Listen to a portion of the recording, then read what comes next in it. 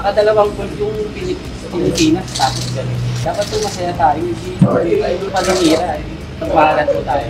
Ama ni Carlos Yulo nagsalita na tungkol sa kontrobersiya na kinahaharap ngayon ng kanyang pamilya. Gusto nang magkaayos at mag-focus na lang sa celebration ng pagkapanalo ni Carlos Yulo sa Paris Olympics. Ito ang buong storya. Nagsalita na sa wakas ang ama ni Carlos Yulo na si Mark Andrew Yulo tungkol sa kontrobersiya at family issues nila na kumalat sa buong Pilipinas.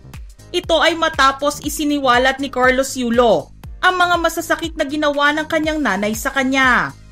Sa isang panayam, inamin ni Mark Andrew na hirap na siya para sa kanyang asawa at ang kinahaharap niya ngayon. Pag-amin din niya na hindi nakakatulog ang asawa niya dahil sa nangyayari ngayon at pinapasa Diyos na lang niya lahat. Nais naman ni Mark Andrew na magkausap na sila ni Carlos Yulo at makapag-bonding na rin para maging masaya na sila. Mawala na ang galit sa isa't isa at hindi na palalain ang kanilang hidwaan. Dapat ay maging masaya na ang pamilya at hindi yung puro paninira, lalo na nakadalawang gold medals na ang Pilipinas dahil sa achievements ni Carlos Yulo. Ang huling mensahe ni Mark Andrew para sa kanyang pamilya ay sana magmahalan na lang sila. Hirapan din ako sa asawa ko, wala tulog yan, di nagpapasayot na lang sila. Sana mag-ayos na lang. Sana po pagdating ni kami, usap namin, banding po ba, para masaya na po, wala na sigalit. Niyakap niya ng mabuti ang kanyang asawa na si Angelica matapos ang kanyang press conference, kung saan hinarap niya lahat ng mga revelasyon na ginawa ni Carlos Yulo tungkol sa kanya. Umiyak at humingi siya ng kapatawaran sa kanyang anak at sa sambayanan dahil sa nasabi niya sa mga interviews. Sinabi din ni Angelica na kaya niya pinuna ang mga ginawa niya at sinabi ang mga bagay na yon ay dahil isa siyang nanay na nag-aalala para sa kanyang anak.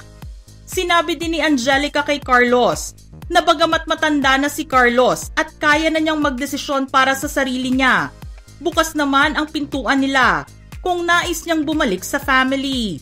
Nais din niya na sana ay makapag-usap na sila ng masinsinan para maayos na ang kanilang family issues. Matatandaan noong isang araw lamang ay ibinunyag ni Carlos Yulo ang lahat-lahat ng mga ginawa ng nanay niya na si Angelica at pinabulaanan niya lahat ng sinabi nito sa mga interviews. Nilinaw ni Carlos ang mga perang nawala at nagastos, ang hindi pag-approve ni Angelica sa kanyang girlfriend na si Chloe, at ang hindi pagsuporta sa kanya. Sa huli ay sinabi na lang ni Carlos na sana makapag-heal na ang kanyang nanay, mag-move on at matagal na niya itong napatawad. Ano ang masasabi nyo sa naging mensahe ng tatay ni Carlos Yulo sa family issues nila ngayon? Just comment below.